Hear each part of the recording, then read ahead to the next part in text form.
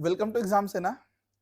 जैसे कि आप लोगों को पता है कि WBSSC West Bengal school service commission बहुत ही जल्द ग्रुप सी एंड डी जो क्लर्क और पियून का एग्जाम है उसकी जो है नोटिफिकेशन अनाउंसमेंट करने वाली है। उसी की तैयारी के लिए हम लोगों ने यहाँ पे अपने एग्जाम सेना चैनल में हम लोगों ने तैयारी शुरू कर दी है। और ये जो हम लोग तैयारी शुरू कर रहे हैं, ये जो क्लास हो रही है ये अभी मैथ्स की क्लास शुरू हो रही है। इसके बाद हम लोग जीके भी क्लास शुरू करेंगे। और मैथ्स की आज हम लोग की दूसरी क्लास है। पहले हम लोगों ने पहले क्लास में हम लोग 10 वीडियो बनाए पूरे मैथ्स के जितने क्वेश्चन है सब मिलाकर। इसी तरह से हम लोग क्लास 2 में भी 10 क्वेश्चन करेंगे। और इसमें जो है मैथ्स के जितने डिफरेंट डिफरेंट जो क्वेश्चन है, डिफरेंट चैप्टर के जो डिफरेंट डिफरेंट क्वेश्चन है, वो सब मिलाकर मिक्स क्वेश्चन हम लोगों ने इस क्लास के अंदर हम लोगों ने रखा है। तो पहले क्लास जो आप लोगों ने नहीं देखा है उसमें देखिए, इजी से हम लोग जो है पहले मॉडरेट की तरफ जाएंगे फिर स्ट्रीम की तरफ जाएंगे। ठीक है, तो हम लोग अभी जो है बहुत ही इजी क्वेश्चन जो है करने की कोशिश करेंगे और कंसेप्ट जनरेट करने की कोशिश करेंगे। किस तरह से जो है हम लोग जो है डिजिट को पकड़ के जो है हम लोग जो है उसके आंसर तक पहुंचने की कोशिश करेंगे। तो पहला ही क्वेश्चन जो है आप लोग का रेशियो एंड प्रोपोर्शन से स्टार्ट होता है। और रेशियो एंड प्रोपोर्शन में जो एज डिफरेंस है उसके क्वेश्चन से हम लोग यहाँ पे आज की शुरुआत करेंगे। तो पहला क्वेश्चन पढ़िएगा। पहला क्वेश्चन बोला है the ratio of the present age, यानी प्रेजेंट एज किसका, फादर का और सन का जो रेशियो है, यानी आप यहाँ पे फादर का और सन ये दो है, दोनों का एज है। ठीक है, तो बोला कि the ratio of the present age of the father, present age, तो ये ले यहां लिख देते हैं प्रेजेंट एज। और प्रेजेंट एज इसका सन का, फादर का सन का 6:1 है, 6 है 1 है। जाहिर से बात है जो 6 होगा वो ज्यादा है और ज्यादा होगा तो वो फादर का होगा, ये लॉजिकली बात है। ठीक है, वो जो है कम भी दे सकता है, लेकिन अगर कम दे तो कम के हिसाब से करेंगे, लेकिन लॉजिकली आपको जो है फादर का इसमें रेशियो ज्यादा देगा।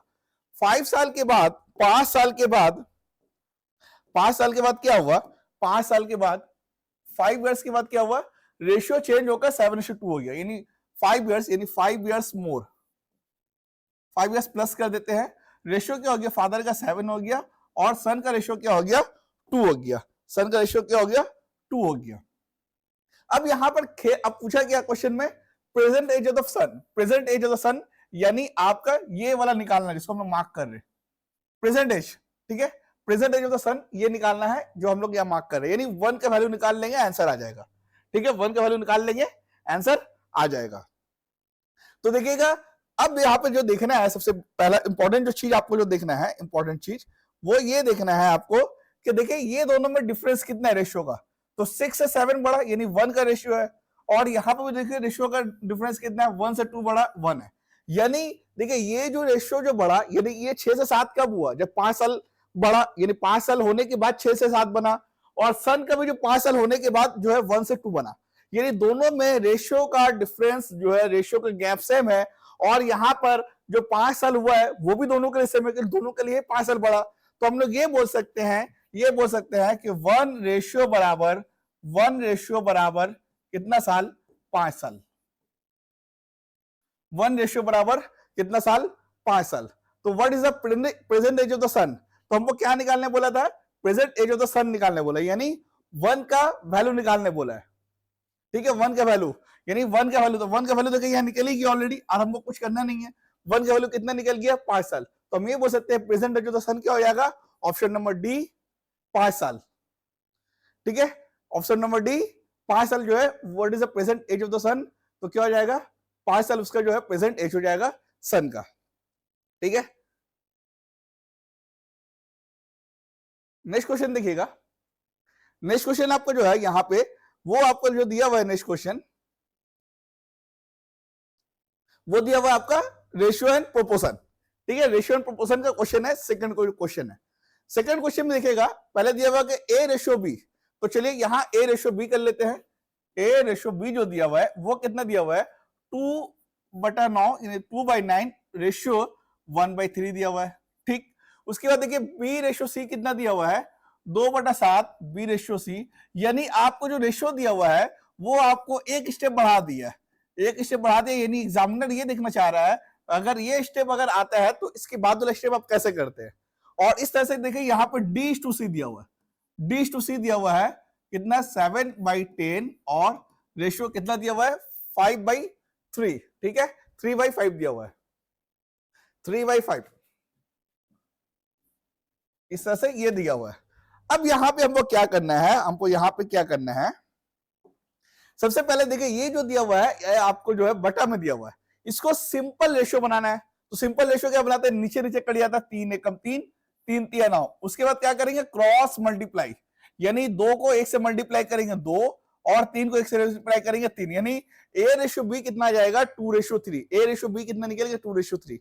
सेकंड वाला भी ऐसे करेंगे, 7 एकम 7, 7 दूनी 14, यानी 2 दूनी 4 और 1, और इस तरह से इसको मल्टीप्लाई करेंगे तो 1 5 5, यानी B/C कितना निकल गया 4/5। इसी तरह C भी करेंगे तो 5 एकम 5, 5 दूनी 10, यानी कितना जाएगा 7 और 2 तिया 6, यानी कितना निकल गया मेरे पास में 2/3, 4/5, 7/6 जो आ गया वो किसका आ गया, वो आ गया A/B, ये हो गया A/B, ये हो गया B/C और ये हो गया D/C। D/C तो इसको हम लोग क्या करते हैं, इसको हम लोग क्या करेंगे, तो देखिए A/B कितना दिया हुआ है 2/3, यानी A/B दिया हुआ है, और B/C कितना दिया हुआ है 4/5, और हमको यहाँ पे C/D कर लेंगे। क्वेश्चन में देखिए ये आपको नोटिस करना है, D/C दिया हुआ है, C/D करके और 6/7 बना लेंगे।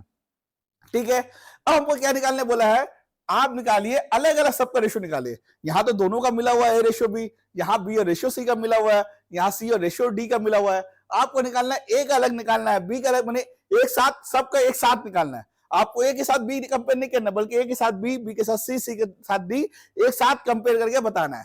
अब इस वाले को हम लोग क्या करेंगे, पूरा सॉल्व नहीं करेंगे, इसमें देखिए इसी में जो है ट्रिक है। इतना सॉल्व करने के बाद अब आपको जो है पूरा सॉल्व नहीं करना है, ट्रिक लगाना है। ट्रिक कैसे लगाएंगे, हम लोग को पता है कि A यानी इसका जो मार्क कर रहे और D, A और D ये दोनों को निकालने का आसान तरीका क्या होता है, पहले वाला और सबसे लास्ट वाला। पहले वाले का निकालने का तरीका क्या है, ये पहले वाले को पहले वाले के साथ मल्टीप्लाई, फिर इस पहले वाले के साथ मल्टीप्लाई, यानी 2 को 4 से मल्टीप्लाई करेंगे, यानी 2 × 4 × 6 कितना आ जाएगा, 2 छके 8, छके 48। ये किसका आ गया, ये आ गया A का रेशियो। इसी तरह D का रेशियो क्या होगा, सेकंड वाला मल्टीप्लाई, 3/5/7, 3 15 7 105, ये किसका आ गया, ये आ गया D का रेशियो। अब ऑप्शन में देखेंगे कहां आपको 48 देखने को मिल रहा है, कहां 105 देखने को मिल रहा है, किसी ऑप्शन में मिल रहा है, नहीं मिल रहा है। अब देखिए हमको क्या करना है, A और D को उठाना है, 8 और 7 को उठाना है। क्या 8 छके 48 हो रहा है, 8 छके 48 यानी 6 करेंगे 8 6 48। क्या 7 छके 105 हो रहा है, 7 छके तो 42 हो रहा है, यानी ये ऑप्शन नहीं हुआ।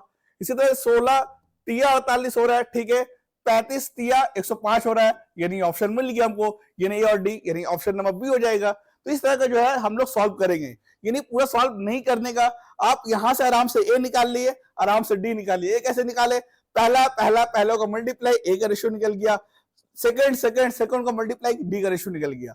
अब B और C का भी रेशियो निकल जाएगा, लेकिन हमको निकालने की जरूरत नहीं है, यहीं से मेरा आंसर आ जाएगा, तो हमको निकालने की कोई जरूरत नहीं है। ठीक है, तो चलिए देख लीजिए कितना आंसर है। तो आंसर देखिए यहाँ पे B आपको जो है शो कर रहा है, B मेरा आंसर है। नेक्स्ट क्वेश्चन की तरफ मूव करते हैं। नेक्स्ट क्वेश्चन देखिएगा, नेक्स्ट क्वेश्चन क्या दिया हुआ है, आपका प्रॉफिट एंड डिस्काउंट में क्वेश्चन दिया हुआ है। ठीक है, a shopkeeper give 3 toy free, यानी एक शॉपकीपर है, दुकानदार है, आपको 3 खिलौना फ्री में दे दिया। ठीक है, on the purchase of 9 toy, कितना पर खिलौना खरीदने पे, यानी 9 खिलौना आप खरीदे तो आपको 3 खिलौना फ्री में दे दिया। What percent discount does the buyer get, यानी खरीदने वाला, ठीक है, कितना परसेंट डिस्काउंट उसको मिलता है, यानी कितना प्रतिशत जो है उसको छूट मिलता है, ये क्वेश्चन निकालना है। यानी आप अगर दुकान में गए और आप जो है 9 पेन खरीदे और आपको मिल गया 3 पेन एक्स्ट्रा, यानी टोटल आपके पास में कितना पेन आया, 12 पेन आया, लेकिन पैसा कितना पेमेंट किए, 9 पेन का आपको पैसा पेमेंट करना पड़ा। तो कैसे निकालेंगे, तो यहां पे देखिए डिस्काउंट परसेंट निकालने का क्या रूल है, अगर इस तरह का क्वेश्चन होगा।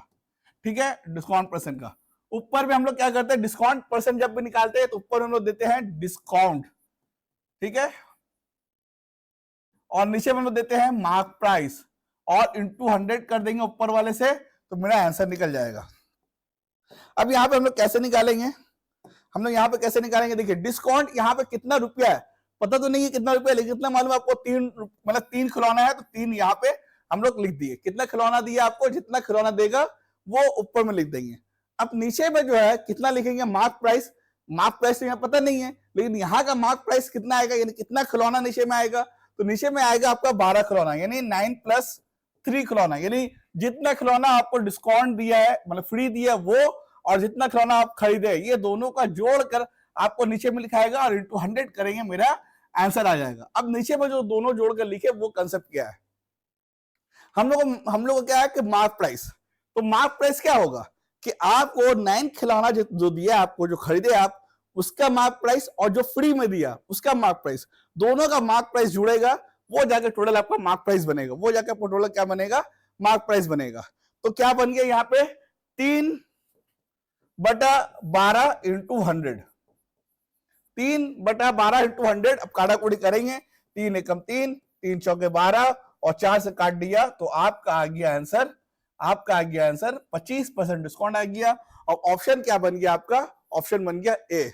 ठीक है, तो कितना इजी क्वेश्चन है, लेकिन अगर आपको यही नहीं पता होता तो आप एक मार्क जो है मिस कर जाते। ठीक है, तो इसका आंसर क्या हो जाएगा आपका, option number A.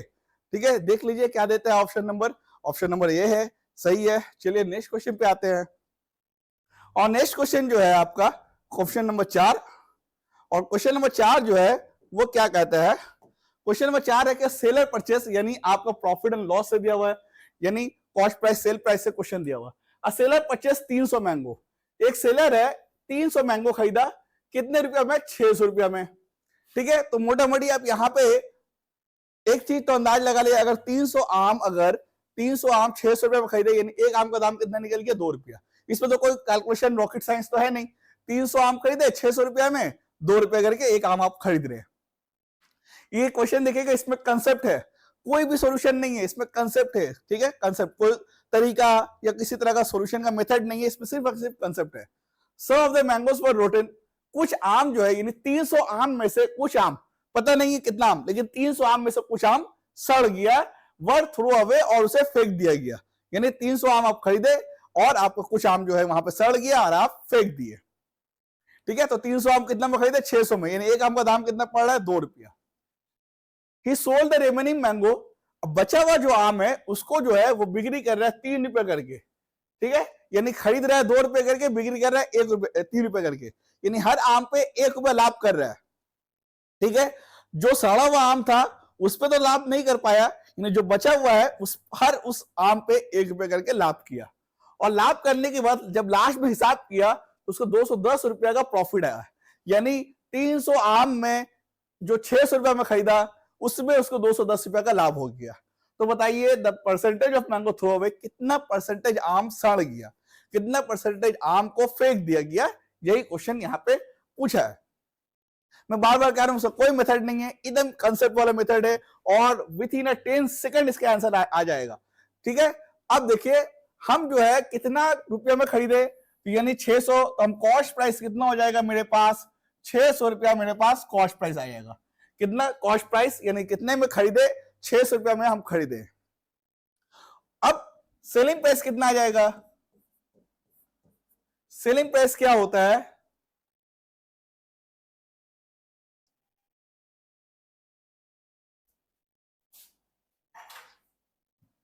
Selling price, ठीक है, तो cost price plus profit. Selling price का मतलब क्या होता है, जितना आप खरीदे, यानी जितना आप बिजनेस में इन्वेस्ट किए और आपको जितना लाभ हुआ, वो दोनों को जोड़ेंगे तो आपका निकलता है सेलिंग प्राइस। वो दोनों को जोड़ेंगे तो क्या निकलेगा, वो दोनों को जोड़ने से आपको निकलेगा सेलिंग प्राइस। तो सेलिंग प्राइस कितना आ जाएगा, 600 में आप खरीदे और प्रॉफिट कितना हुआ, 210, यानी 810 रुपया की क्या आ गया, 810 रुपया वो आ गया आपका सेलिंग प्राइस। क्या आ गया, 810, यानी आप 600 रुपया का आम खरीदे, 300 पीस, 810 रुपया बेचे। कितना पीस बेचे आपको पता नहीं, क्योंकि 300 पीस आप नहीं बेचे, उसमें से कुछ आम सड़ गया है, लेकिन कितना आम सड़ा ये आपको पता नहीं है। ठीक है, जितना भी आम सड़ा हमको नहीं मालूम है, लेकिन 810 रुपया बेचे। अब 810 रुपया में बेचे, एक आम को कितना करके बेचे, 3 रुपया। तो एक आम को अगर कितना करके बेचे तो टोटल कितना आम बेचे, तो ये पता चल जाएगा, टोटल मैंगो सेल। ठीक, तो 810 रुपया करके, 810 रुपया का टोटल बेचे और 3 रुपया करके बेचे, तो हमको पता चल गया कि 270 पीस हम आम बेचे, यहां से अगर कैलकुलेशन किए 3 एकम 3, 3 दूनी 6, 3 सत्ते 21, 270 पीस आप आम बेचे, यानी 270 पीस आप जो है आम बेचे, ये पता चल गया। कितना पीस खरीदे? 300 पीस खरीदे, बेचे कितना पीस? 270 पीस। कितना पीस इसका मतलब सड़ गया? 30 पीस यहाँ पे सड़ गया। कितना पीस सड़ गया? 30 पीस सड़ गया। इजी कैलकुलेशन, कितने में? 300 में। 300 में 30 पीस सड़ गया तो कितना परसेंट निकल गया? इंटू 100 कर देते हैं ऊपर में, तो यहां निकल जाएगा 30 से कम 30, 30 10 है और 10 10 है, यानी 10% जो है आपका आम सड़ गया। और यही मेरा आंसर है। तो देखिए यही मेरा आंसर है। कितना इजी था। पहले हम लोग निकाले कॉस्ट प्राइस जो दिया हुआ है, फिर निकाले सेल प्राइस जो दिया हुआ है, यानी कॉस्ट प्राइस में प्रॉफिट जोड़ दिए, सेल प्राइस निकल गया। अब उस सेल प्राइस को 3 से डिवाइड कर दिया तो टोटल आम कितना बिक्री किए वो पता चल गया। अब टोटल आम कितना बिक्री किए और कितना खरीदे उससे माइनस किए तो कितना आम सड़ा हुआ वो निकल गया। अब वो सड़े हुए आम को और जितना खरीदे हुए आम को उसका परसेंटेज निकाल लिया तो पता चल गया 10% मेरा आंसर है। ठीक है, चलिए नेक्स्ट क्वेश्चन देखते हैं, एक बार देख लेते हैं क्या है। ठीक है, 10% मेरा आंसर यहाँ पे भी शो हो रहा है।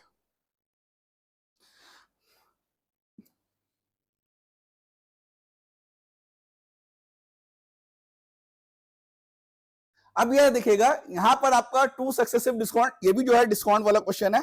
अब इसको कैसे करेंगे? डिस्काउंट वाला क्वेश्चन है। देखिए 2 सक्सेसिव डिस्काउंट है। एक तो दिया गया है 4%, ये 4% नहीं होगा, ये 8% होगा, और दूसरे को दिया गया है 6%। और कॉस्ट प्राइस कितना दिया? 1200 रुपए। ये नहीं चेयर है, उसका कॉस्ट प्राइस कितना दिया हुआ है? 1200 रुपया। फर्स्ट आप कितना डिस्काउंट दिए? 8%। दूसरा आप कितना डिस्काउंट दिए? 6%। बताना है आपका सेलिंग प्राइस कितना है, क्वेश्चन तो यही है। अब इसे जो है हम लोग पूरा सॉल्व नहीं करेंगे, कैसे लेकर के आएंगे वो आप लोग थोड़ा सा देखिएगा, पूरा सॉल्व करने की जरूरत नहीं है इस क्वेश्चन को। अब हम लोग क्या करेंगे? अब हम लोग यहाँ पे यूनिट डिजिट खेल करेंगे। देखिए यूनिट डिजिट लास्ट में कितना है? 2 है, 4 है, 6 है, 4 है, यानी लास्ट में इसका जो है 2464 है। अब हम लोग वही कहला काम करेंगे, यानी कॉस्ट प्राइस जो है 1200 का हम लोग पहले 8% डिस्काउंट निकालेंगे। 8% डिस्काउंट का मतलब हो गया 92% आपका सेल, 92% बिक्री की है, तो 1200 का 92% निकाल लिए।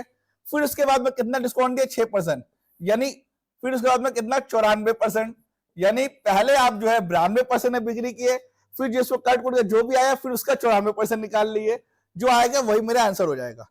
ठीक है, तो हम लोग कट कुट करने की कोशिश करते हैं। तो 2 जीरो यहां से 2 जीरो खत्म हो गया। ऊपर का जो मल्टीप्लाई करिए लास्ट का डिजिट, ये 2 को 2 से मल्टीप्लाई किए 4, और 4 को 4 से मल्टीप्लाई किए लास्ट में, लास्ट में आ रहा 16, यानी लास्ट में कितना आ रहा? 6 आ रहा। लास्ट में कितना आ रहा? 6 आ रहा। किस ऑप्शन के लास्ट में 6 है? किस ऑप्शन के लास्ट में 6 है? तो देखिए इस ऑप्शन के लास्ट में 6, यानी सी, यानी हमको कैलकुलेशन करने की जरूरत नहीं पड़ेगा, आप वहां के 6 से आप डायरेक्ट आंसर तक पहुंच सकते हैं। तो ये जो है यही कंसेप्ट के लिए मैं आपको ये क्वेश्चन यहाँ पे लेकर के आया हूं, और यही बताने की कोशिश कर रहा हूं कि आपको इस तरह क्वेश्चन को सॉल्व नहीं करना है एग्जाम के दिन में, वरना सॉल्व करने से क्या होगा? एक तो टाइम खत्म, टाइम का कंज्यूम होगा, और दूसरा कैलकुलेशन जो है बहुत कॉम्प्लेक्स हो जाएगा।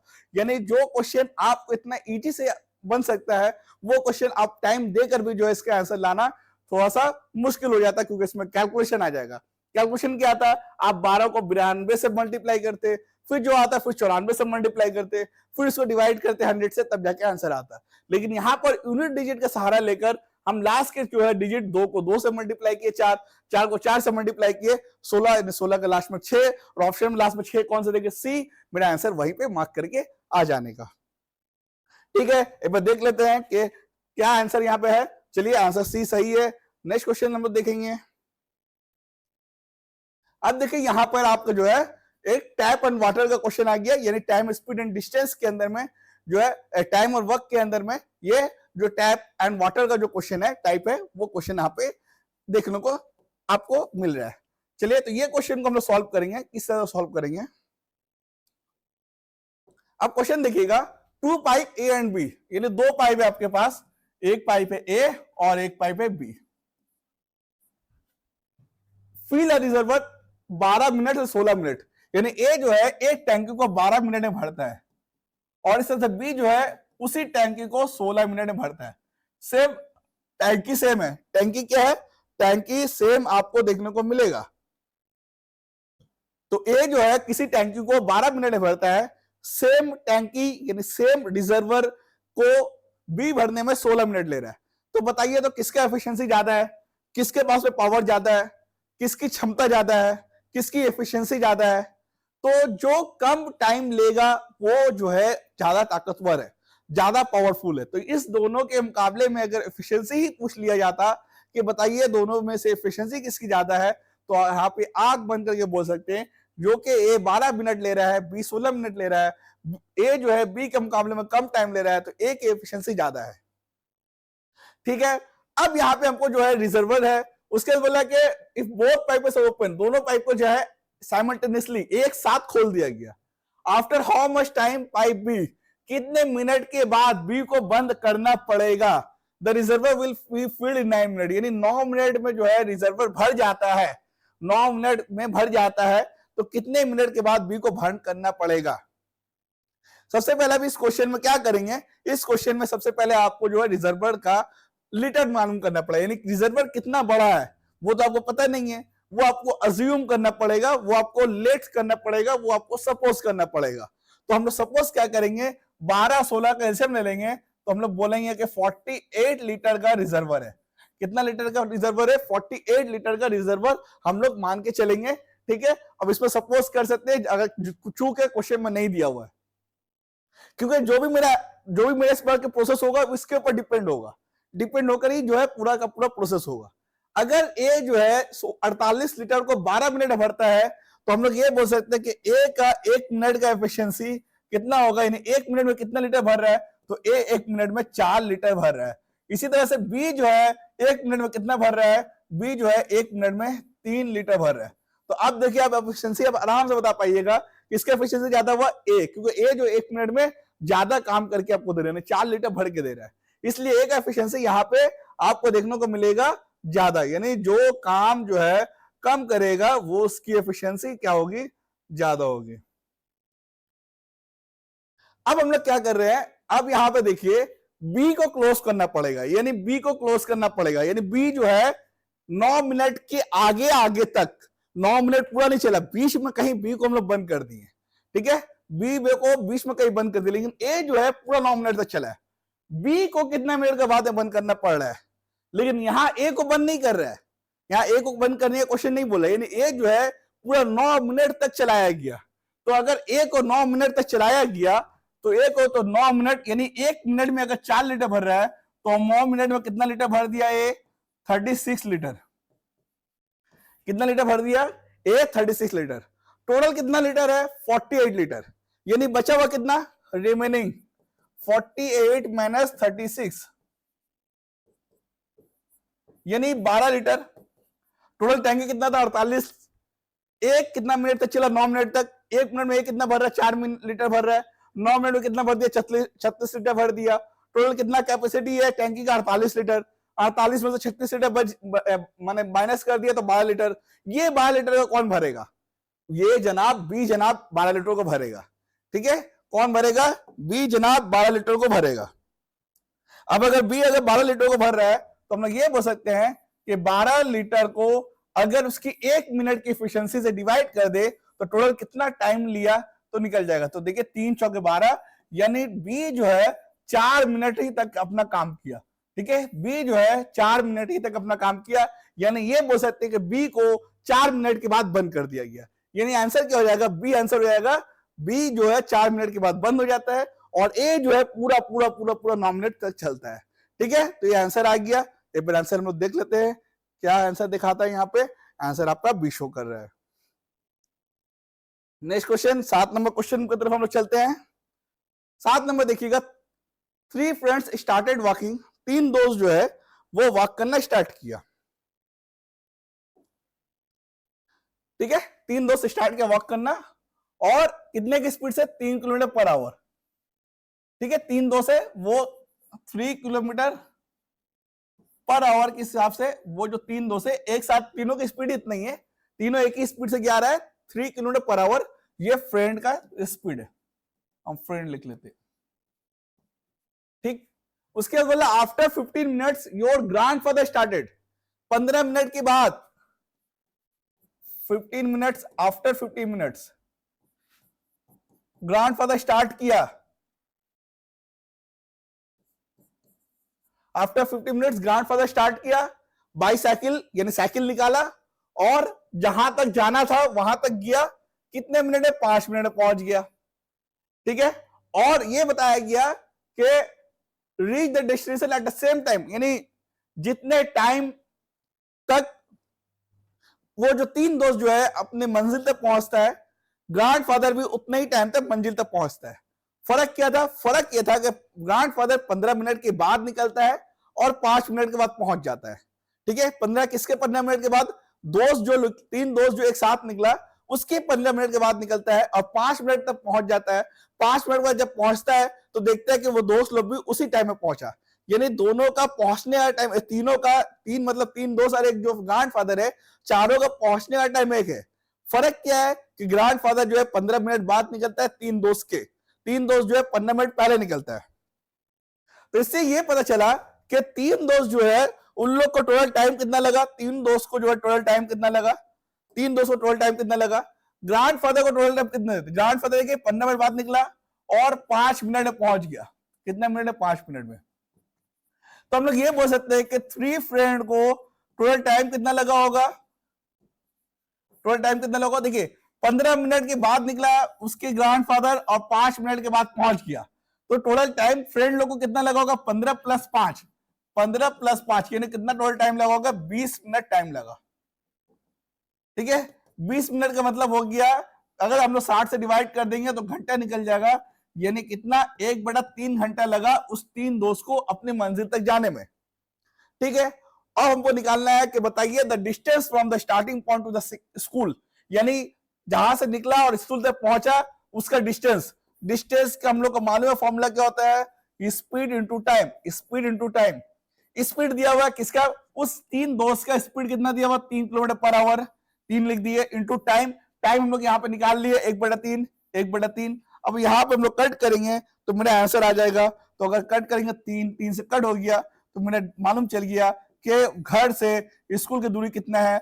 1 किलोमीटर जो है स्कूल की दूरी है, 1 किलोमीटर स्कूल की दूरी है। तो ये सब जो है कंसेप्ट वाला क्वेश्चन है, कोई हार्ड क्वेश्चन नहीं है, बस कंसेप्ट है इसके अंदर में। क्या है? कंसेप्ट है। तो ये आंसर क्या हो जाएगा? मेरा आंसर हो जाएगा सी, मेरा आंसर हो जाएगा। ठीक है, क्या किया? उस फादर की 15 मिनट जो बाद में निकला और फादर पहुंचा 5 मिनट, जैसे ही 5 मिनट पहुंचा देखा कि दोनों जो नहीं वो तीन दोस्त और उसके ग्रैंडफादर दोनों का टाइम सेम था, तो टोटल टाइम निकाल लिया 20 मिनट। 20 मिनट को कन्वर्ट कर लिया घंटा, घंटे में कन्वर्ट करने के लिए क्या करना पड़ता है? 60 से डिवाइड करना पड़ता है, और इस तरह से जो है टाइम आ गया कितना? 1/3 आवर।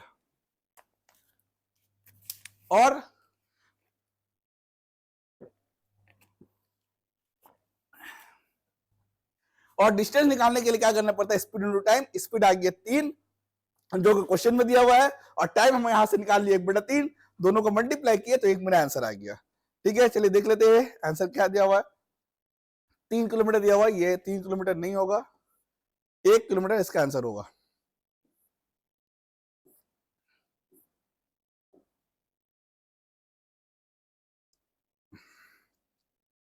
अब देखिए क्वेश्चन क्या बोला? सोना covered 1 kilometre down stream. Down stream किसको बोलते हैं? डाउन स्ट्रीम अप स्ट्रीम का कंसेप्ट समझिए। डाउन स्ट्रीम का मतलब हो रहा है कि एक जो है पानी है, एक पानी का लहर है, एक पानी का लहर है, ये पानी का सरफेस है, और या इस तो ले लिया, पानी का ये सरफेस हो गया, और यहां पे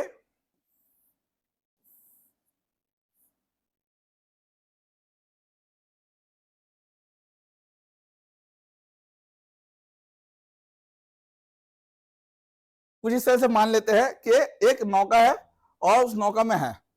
अब जो है डाउन स्ट्रीम का मतलब वो हो गया कि दो स्पीड को मिलाकर डाउन स्ट्रीम बनता है। एक स्पीड, अगर नौका जो है अपने एक स्पीड से जा रहा है, नौका इस तरफ मूव कर रहा है और अपने की स्पीड से जा रहा है, नौका का स्पीड को मान लेते हैं, एक स्पीड है, नौका का स्पीड को क्या मान लिए? नौका का स्पीड को हम लोग मान लिए, नौका का स्पीड को मान लिए x, नौका का स्पीड को मान लिए x, और पानी का लहर जो है उसका भी अपना स्पीड है, क्योंकि हम लोग तो जमीन पे नहीं है। जमीन क्या है? जमीन एक यूनिफॉर्म है, रुका हुआ है। जमीन हमको कहीं ठेलता नहीं है, जमीन हमको कहीं टानता नहीं है, यानी कहीं जाने से बाधा भी नहीं डालता है। लेकिन पानी में तो ऐसा नहीं है। अगर आप पानी जाइएगा, पानी एक तो प्रेशर देता है, ठेलता है। अगर कोई स्विमिंग करता हो तो उसको मालूम होगा कि अगर पानी, अगर आपको या आप नौका में कभी सफर किया तो पता चलेगा कि पानी जो है एक दबाव डालता है, प्रेशर डालता है, यानी पानी का भी एक स्पीड होता है। तो नौका जिस तरफ मूव कर रहा है, नौका जिस तरफ मूव कर रहा है, उसी तरफ अगर दरिया में मूव करे, उसी तरफ दरिया का लहर जो होता है, स्ट्रीम जो होता है, मूव करे, तो क्या होगा, नौका जो है वो जल्दी पार हो जाएगा। ठीक है, नौका क्या होगा, जल्दी पार हो जाएगा। तो डाउन स्ट्रीम का स्पीड का मतलब होता है कि जो नौका है उसकी स्पीड प्लस लहर की स्पीड, दोनों का स्पीड को जोड़ देंगे तो क्या स्पीड निकल के आएगा, उस स्पीड को बोलेंगे डाउन स्ट्रीम स्पीड। ठीक है, तो इस लहर का स्पीड को हम लोग क्या बोलते हैं, स्ट्रीम, और नौका का स्पीड को हम लोग बोलते हैं बोट। ठीक है, तो हम लोग पता चला कि डाउन स्ट्रीम का मतलब हो गया बोट का स्पीड प्लस स्ट्रीम यानी लहर का स्पीड। इसी का ऑपोजिट क्या होता है, अप स्ट्रीम, यानी नौका जो है एक दिशा में जा रहा है, नौका जो है एक दिशा में जा रहा है और लहर जो है उसको उल्टा दिशा में आ रही है, यानी लहर जो है इस दिशा में और नौका जो इस दिशा में। तो क्या होगा, नौका को जाने में बहुत तकलीफ होगी। और अगर लहर का स्पीड नौका के स्पीड से अगर ज्यादा हो जाता है, ज्यादा हो जाएगा, कभी सपोज किसी केस में नौका का स्पीड है 10 किलोमीटर प्रति घंटा और लहर की स्पीड है 12 किलोमीटर प्रति घंटा, तो नौका जो है कभी भी लहर को पार करके नहीं जा पाएगा। तो इसी के लिए जब भी क्वेश्चन में दिया रहता है, क्वेश्चन में हमेशा बोट का स्पीड ज्यादा देता है और जो लहर है, स्ट्रीम की स्पीड है, उसे कम दिखाया जाता है क्वेश्चन के अंदर में। तो आप स्ट्रीम क्या होगा, बोट का जो स्ट्रीम है, बोट का जो स्पीड है उससे हम लोग माइनस कर देंगे तो स्ट्रीम का स्पीड से। तो अब यहां पे अगर हम लोग को जनरल नॉलेज वाले क्वेश्चन अगर पूछे कि बताइए कि किस स्पीड में नौका जो है जल्दी अपनी मंजिल तक पहुंच पाएगा, किस स्पीड में, डाउन स्ट्रीम स्पीड में या अप स्ट्रीम स्पीड में। ठीक है, आप लोग कमेंट में कमेंट लिखिए कि किस स्पीड के अंदर में जल्दी जो है टाइम जो है आपका कम लगेगा, किस स्पीड के अंदर में टाइम आपका कम लगेगा। तो क्वेश्चन हम लोग क्या कर रहे थे, क्वेश्चन था कि 1 किलोमीटर डाउन स्ट्रीम जाने में कितना मिनट लगता है, 6 मिनट लगता है। ठीक है, यानी डाउन स्ट्रीम जाने में एक किलोमीटर जाने में 6 मिनट लग रहा है। ठीक है, तो यानी डाउन स्ट्रीम जो है,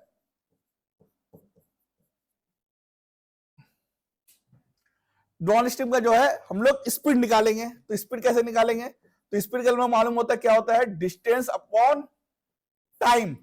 डाउन स्ट्रीम का कितना जा रहे हैं डिस्टेंस आप, 1 किलोमीटर, टाइम कितना ले रहे हैं, 6 मिनट ले रहे। तो 6 मिनट जो यहां पे ले रहे हैं, ठीक है, इसको हम जो अलग कलर से दिखाते हैं, ये जो 6 मिनट ले रहे हैं आप, 6 मिनट, ये तो मिनट है, 6 मिनट है, ये 6 मिनट है, उसको हम लोग क्या करेंगे, डिवाइड कर देंगे 60 से, तो क्या आ जाएगा, इस पूरे को क्या आ जाएगा, ये पूरा आ गया घंटा बन गया। क्या बन गया, घंटा बन गया। क्यों हमको घंटा करना पड़ा, क्योंकि ऊपर में 1 किलोमीटर है, तो जैसे ही ऊपर में 1 किलोमीटर लिखे, ये वाला 1 किलोमीटर लिखे, तो नीचे में हमको घंटा बनाना पड़ेगा, क्योंकि किलोमीटर के साथ हमेशा घंटा में ही टाइम दिखाया जाता है। ऊपर अगर हमारा मीटर होता, ठीक है, तब उसको हम लोग जो है सेकंड बनाते, ऊपर में किलोमीटर है तो नीचे वाले को हमको घंटा बनाना पड़ेगा।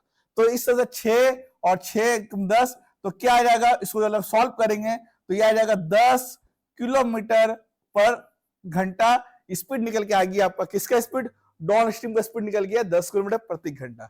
इसी तरह से जो हम लोग जो है अप स्ट्रीम का भी स्पीड निकाल लेंगे, अप स्ट्रीम का भी स्पीड निकाल लेंगे। कैसे निकालेंगे, जैसे डाउन स्ट्रीम का निकाला, ठीक है, डिस्टेंस अपॉन टाइम। क्या डिस्टेंस दिया हुआ है, but it took him half an hour to return upstream, यानी जितना गया उतना ही वापस आया। तो जितना गया कितना गया, 1 किलोमीटर गया, इन डिस्टेंस पता चल गया 1 किलोमीटर। वापस आने में कितना लगा, हाफ एन आवर, यानी कितना, हाफ एन आवर बोल दिया। हाफ एन आवर को कैसे लिखेंगे, यानी हाफ में दिखाएंगे फ्रैक्शन में, ये हाफ एन आवर। इसको सॉल्व करेंगे तो क्या आ जाएगा, 2 किलोमीटर प्रति घंटा। अब एक चीज और नोटिस करिएगा आप, एक चीज और नोटिस करिए यहां पे कि आप यहां पे हमेशा जो है अप स्ट्रीम जो है डाउन, हमेशा जो है डाउन स्ट्रीम जो है अप स्ट्रीम से ज्यादा होता है। कभी भी स्पीड जो होगा down stream speed up stream से ज्यादा होगा, और अप स्ट्रीम जो है डाउन स्ट्रीम से हमेशा कम होगा। यहाँ भी देखिए अप स्ट्रीम कितना आया, का स्पीड कितना आया 10 किलोमीटर प्रति घंटा, और यहाँ पर जो है डाउन स्ट्रीम का स्पीड कितना आया 10 किलोमीटर प्रति घंटा, और अप स्ट्रीम का स्पीड कितना आया 2 किलोमीटर प्रति घंटा। तो डाउन स्ट्रीम जो है हमेशा जो है ज्यादा होगा, डाउन स्ट्रीम स्पीड जो है हमेशा ज्यादा होगा। अब बोला कि what is the speed of the सोना, मैंने यानी जो बोर्ड में बैठा हुआ जो सोना है उसकी स्पीड निकालना है, या सोना जो है स्विमिंग कर रहा है तो सोना की स्पीड निकालना है, तो सोना की स्पीड निकालना है। अब यहां पर हम लोग देखिए इस वाले फॉर्मूला जो है हम लोग निकालेंगे। अब ये फॉर्मूला में निकालने के लिए थोड़ा सा जो है हम आपको इसको मिटाते हैं, जैसे कि मैं आपको यहां पे दिखा सकूं।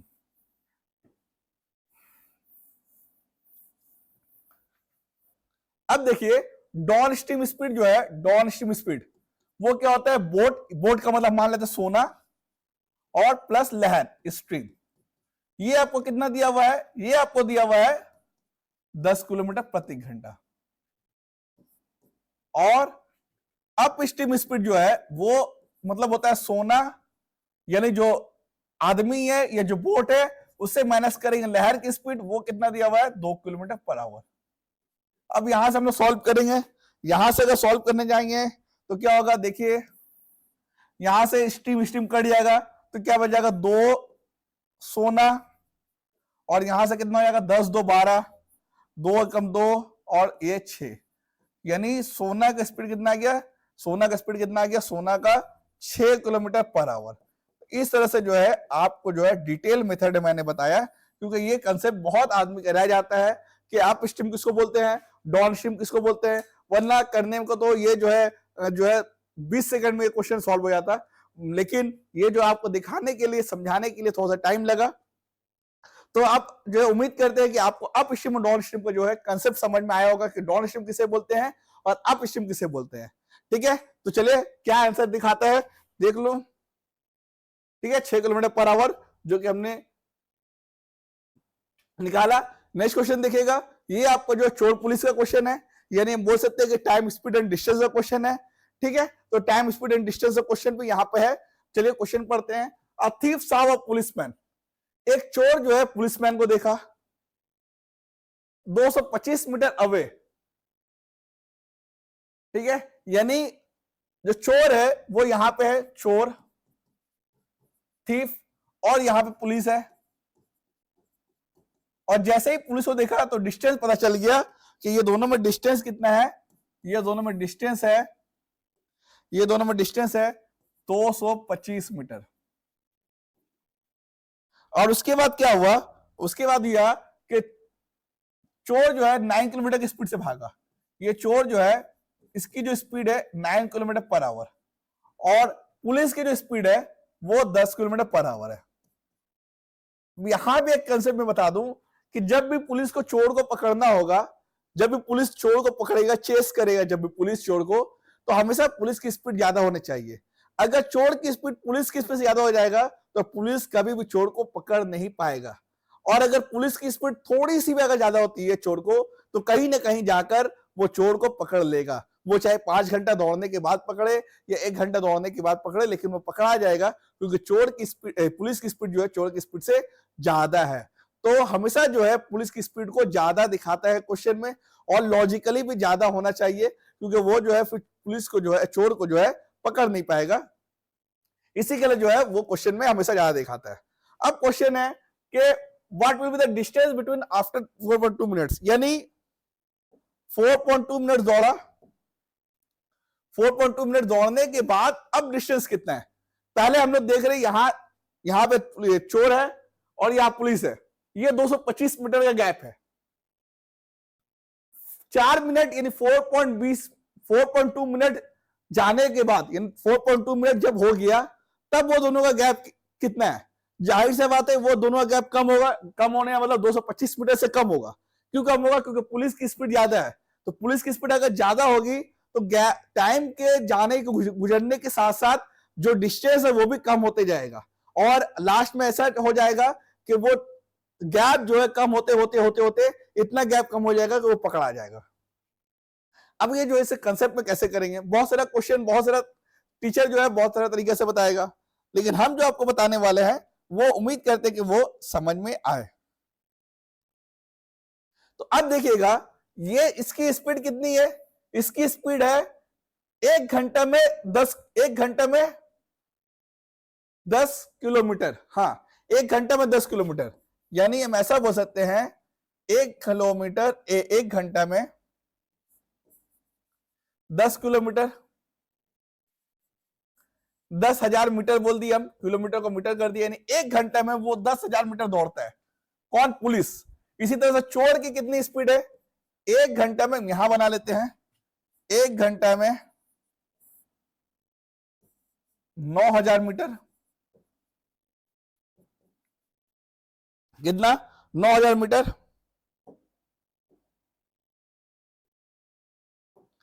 ठीक है, यानी 60, अब इस 1 घंटे को भी हम मिनट बना लेते हैं, यानी हम ये बोल सकते हैं कि 60 मिनट में पुलिस का स्पीड कितना है, 10,000 मीटर, और चोर का 60 मिनट में कितना है, 9,000 मीटर। हम लोग बोल सकते हैं कि 60 मिनट में दोनों का गैप कितना बनता है, यानी 60 मिनट में दोनों का गैप कितना बनेगा, 1000 मीटर। 60 मीटर में दोनों का गैप कितना बनेगा, 1000 मीटर। 60 मिनट में दोनों का गैप कितना बन रहा है, 1000 मीटर। ठीक है, देखिए ये 60 मिनट में 10,000 दौड़ता है, ये 60 मिनट में 9,000 दौड़ता है, तो हम लोग ये बोल सकते हैं कि 60 मिनट में दोनों का गैप कितना बन रहा है, 1000 मीटर। हम लोग को कितना गैप निकालना है, 4.2 मिनट का। तो 60 मिनट में इतना, तो 4.2 मिनट में कितना, बस यहां से ये निकाल लेंगे और मेरा आंसर आ जाएगा। तो काटाकोटी करेंगे तो ये 0 लास्ट का, ये 0 दम तोड़ देगा, और यहां से निकालेंगे तो 6 कम 6 और 6 7 42, यानी लास्ट में 0.7, और ये दोनों को जोड़ेंगे तो कितना आ जाएगा, और 700 यानी 70 मीटर। तो हम ये बोल सकते हैं कि 60 मिनट में 1000 मीटर का गैप बन रहा है, तो 7.7 मैंने 4.2 मिनट में 70 मिनट का गैप बनेगा। कितना? 70 मिनट का गैप बनेगा, यानी 4.2 मिनट में दौड़ने के बाद 70 मीटर कम हुआ। कितना कम होगा? 70 मिनट कम होगा। तो अब ये बोल सकते हैं, फाइनली हम ये बोल सकते हैं कि पहले जो गैप था 225 मीटर का था, पहले गैप था 225 मीटर, लेकिन 7 मिनट दौड़ने के बाद 70 मीटर गैप कम हुआ, तो 225 से 70 मीटर गैप कम कर देंगे तो कितना हो जाएगा, 5 और 22 जाएगा 5, 155 मीटर का गैप अभी भी बच गया। कितना बच गया? 155 मीटर का गैप अभी बच गया। तो 4.2 मिनट के बाद में कितना डिस्टेंस है, तो 155 मीटर जो है अभी भी डिस्टेंस है, और मेरा आंसर हो जाएगा डी, मेरा आंसर हो जाएगा। तो यही है आपका इजी कंसेप्ट। ठीक है, यही है आपका इजी कंसेप्ट। ठीक है, हम लोग क्या किए, 60 इसकी स्पीड निकाले, इसकी स्पीड निकाले, और ये बता दिए कि 60 मिनट में इतना गैप, तो 4.2 मिनट में इतना गैप, यानी इतना गैप कवर हुआ, इतने गैप था, इतने गैप कवर हुआ, तो इतने गैप में से इतना गैप माइनस कर दिया, इतने गैप अभी भी बचा हुआ है। ठीक है, देख लेते कितना दिखा रहा है, 155 मीटर। अब ये लास्ट क्वेश्चन जो है हमारा क्वेश्चन, आखिरी क्वेश्चन है, 10वां नंबर क्वेश्चन है। ठीक है, अब इस 10वां नंबर क्वेश्चन को हम लोग सॉल्व करते हैं। बोला कि विच टू साइंस, कौन दो साइन को जो है इंटरचेंज करने पे मेरा यहाँ पे इक्वेशन जो है मैथमेटिकली करेक्ट होगा, यानी 22 आएगा। ये वाला 22 सही है, इस दोनों में से कौन सा साइन दोनों चेंज करना पड़ेगा। मैं बड़ा बड़ा करके लिख देता हूं, जैसे कि देखने में आसानी हो। 8 + 32, और उसके बाद में डिवाइड और 16, उसके बाद में इंटू 11 और -5, और इसको लाने से कितना बनेगा, 22 लाना है हमको। ठीक है, कितना लाना है, 22 लाना है। पहले अब इसको देखिए कैसे सॉल्व करेंगे। ये बहुत इंसान जो है सॉल्व तो कर लेता है, लेकिन किस तरह से कम टाइम में इसे सॉल्व करके निकल जाएंगे और मेरा सही भी हो जाएगा। तो कैसे सॉल्व करेंगे, सबसे पहले आप यहां पे आइए ऑप्शन में। पहला ऑप्शन क्या है, मल्टीप्लाई और डिवाइड। मल्टीप्लाई और डिवाइड, कहां मल्टीप्लाई है उसे मार्क कर लीजिए, यहां पे मल्टीप्लाई है और कहां यहां पे डिवाइड है, और कहां मल्टीप्लाई है, ये मल्टीप्लाई है, ये दोनों को मार्क कर लिया। मार्क करने के बाद ये देखिए, अगर ये दोनों को इंटरचेंज करेंगे, इंटरचेंज का मतलब यानी डिवाइड को मल्टीप्लाई बना देंगे और मल्टीप्लाई को डिवाइड बना देंगे। तो देखिए अगर ये चीज हुआ, बस इतना ही आप लोग करिए, तो क्या 11 डिवाइड 16 कटेगा? 11 डिवाइड 16 अगर नहीं कटेगा तो मेरा गोटा नंबर कैसे मिलेगा, फिर तो मेरा बटा वाला आंसर आ जाएगा, क्योंकि नहीं कटने की सूरत में हमेशा डिसिमल आता है या बटा वाला नंबर आता है। लेकिन हमको यहाँ पे क्या लाना है, हमको इस पे गौर करना है, हमको लाना है 22, हमको लाना है कितना, 22 लाना है, यानी एक होल नंबर लाना है। लेकिन हम यहाँ पे अगर इंटरचेंज करते हैं तो 11 डिवाइड बाय 16 बन जाता है, और 11 डिवाइड बाई 16 जो है हमको होल नंबर नहीं देगा, बल्कि हमको रैशनल नंबर दे देगा, यानी फ्रैक्शन नंबर लाके दे देगा, यानी बटा वाला नंबर लाके दे देगा या डिसिमल नंबर लाके दे देगा। यानी पहले वाला तो नहीं होगा, ये श्योर हो गए। दूसरा देखते हैं, इसको मिटा देते हैं। दूसरे में क्या बोला है, माइनस और प्लस को चेंज करने। चलिए ठीक है, माइनस और प्लस को चेंज करें, तो माइनस के नीचे मार्क कर दिया और प्लस के नीचे में मार्क कर दिया। अब इसको चेंज करना है माइनस और प्लस को, तो यहां पर देखिए प्लस की जगह माइनस और माइनस की जगह प्लस कर दिया। अब यहां पे देखिए 16 और 32 तो चेंज नहीं हुआ, यानी हम इसको सॉल्व कर लेंगे। 16 और 32 पर 2, ये दोनों को सॉल्व किया तो 2 आ गया, ठीक है। अब 2 को 11 से मल्टीप्लाई करेंगे तो कितना आ जाएगा, 22 आ जाएगा। अब यहाँ पे 8 माइनस 22 प्लस 5, तो क्या आएगा, नहीं आ पाएगा, क्योंकि आपको तो 22 लाना है। अब ये दोनों कट जाता तब 22 हो जाता, ये दोनों कट जाता 22 आता, लेकिन नहीं हो रहा, यानी ये भी फॉल्स हो गया, यानी ये भी नहीं हुआ, ये भी नहीं आ पाया, यानी मेरा ये भी नहीं हुआ। इस तरह से जो है हम जो है थर्ड वाला सॉल्व करेंगे। थर्ड वाला कौन, ये भी खत्म, ये भी खत्म। डिवाइड एंड जो है माइनस, डिवाइड को माइनस, यानी माइनस की जगह क्या लिखना पड़ रहा है, डिवाइड, ठीक है। 5 डिवाइड 11, ये भी मेरे को फ्रैक्शन नंबर देगा, होल नंबर नहीं दे पाएगा, नहीं कटेगा। तो 5 डिवाइड 11 तो ये भी नहीं हो पाएगा, ये भी काट देते हैं। लास्ट का नंबर वैसे वही मेरा आंसर हो जाएगा। तब भी एक बार हम जो है चेक करके देख लेते हैं। यानी प्लस को जो है यहाँ पे मल्टीप्लाई कर दीजिए और मल्टीप्लाई की जगह प्लस कर दीजिए। तो देखिए ये दोनों को सॉल्व करेंगे तो कितना आएगा, 2। 16 डिवाइड 32 करेंगे 2। अब इस यहाँ पे 8 है, 8 और 2 को मल्टीप्लाई करेंगे 16, यहाँ पे 8 था, यानी 8 और 2 को मल्टीप्लाई कर दिया 16, और यहाँ पे ये तो मल्टीप्लाई प्लस हो गया, तो 16 प्लस 11 और माइनस 5, 16 और 11 कितना हो जाएगा, 27 माइनस 5, 27 माइनस 5 कितना हो जाएगा, 22। यानी यहाँ पे 22 और ये 22 जो है इक्वेशन मेरा जो है सेटिस्फाई हो गया, इक्वेशन जो है करेक्ट हो गया। और इस तरह से जो मेरा आंसर जो हो जाएगा वो हो जाएगा डी, मेरा आंसर हो जाएगा। यानी प्लस को आप डिवाइड बना दीजिए और डिवाइड को प्लस बना दीजिए तो मेरा आंसर 22 आ जाएगा। और इस तरह से यही क्वेश्चन का जो है आंसर भी है। तो इस तरह से जो है हमने 10 क्वेश्चन अलग अलग जो है चैप्टर से हमने उठाया। आप यहाँ पे देख सकते हैं कुछ क्वेश्चन को मैंने रेशियो प्रोपोर्शन से लिया, यहाँ पे टाइम स्पीड डिस्टेंस से भी लिया, टाइम ऑन वर्क से भी लिया, अब डाउन स्ट्रीम अप स्ट्रीम से भी लिया। और इस तरह से जो है हम लोग जो है आपका यहाँ पे एक तरह का सिंप्लीफिकेशन क्वेश्चन भी ले लिया, यानी अलजेब्रा से भी बोल सकते ले लिया। तो ये जो है 10 क्वेश्चन में मैंने आपको जो है बहुत सारे कंसेप्ट आपने बताया, और जो है इस 10 क्वेश्चन में मैंने आपको अलग अलग मेथड भी बताया, और किस तरह से जो है आप एग्जाम में जो है बिना कंफ्यूज हुए, बिना बहुत अपने आप को कॉम्प्लेक्स किए हुए किस तरह से जो है आंसर तक पहुंच सकते हैं। हमने यूनिट डिजिट का भी दिखाया, कैसे खेल सकते हैं यूनिट डिजिट के साथ आप, और कैसे आंसर तक पहुंच सकते हैं।